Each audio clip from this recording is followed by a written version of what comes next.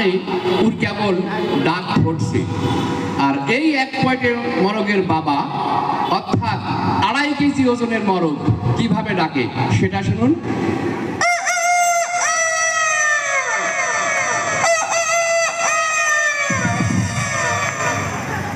মরগের ডাক শুনলে কিন্তু শিয়ালের জিভে পানি আসে। তাই সামনে দিয়াল পিছনে শিয়াল, কিভাবে শিয়াল ডাকে সেটা শুনুন।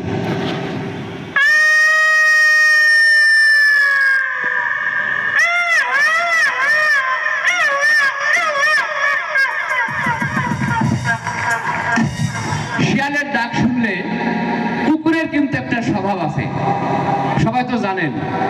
তাই শিয়ালের ডাক শুনে কুকুর কিভাবে ডাকে সেটা শুনুন।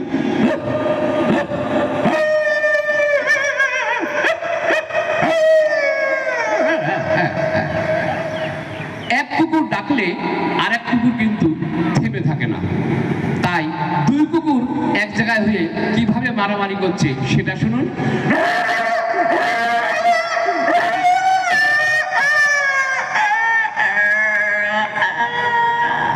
একটা ঘায়েল হয়ে গেছে আর একটা পালিয়েছে।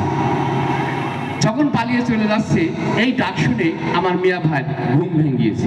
তাই মিয়া ভাই একটি লাঠি নিয়ে ওই কুকুরের পিঠে মেরেছে এক বাড়ি। তাই কুকুর কিভাবে কাঁদছে শুনুন।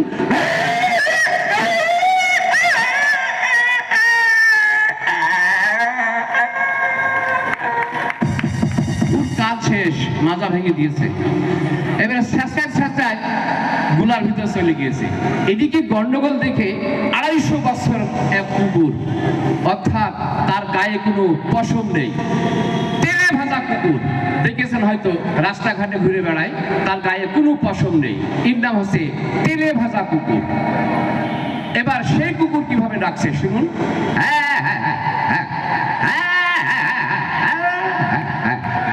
তার মানে ও বলতে চাচ্ছে, ভাই আমার এখন 250 বছর বয়স, তোদের মতন ওই গ্যাঞ্জাম গন্ডগোল করার সময় আমার আর নেই।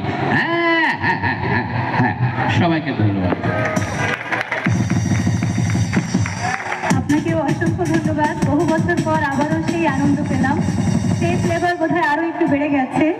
আগে যে মজাটা পেতাম মনে হচ্ছে আজ আরো একটু বেশি মজা পেলাম। খুব ভালো লাগলো, অসাধারণ পরিবেশনা শ্রী শশীভূষণ প্রামাণিকের। এ পর্যায়ে সংলাপ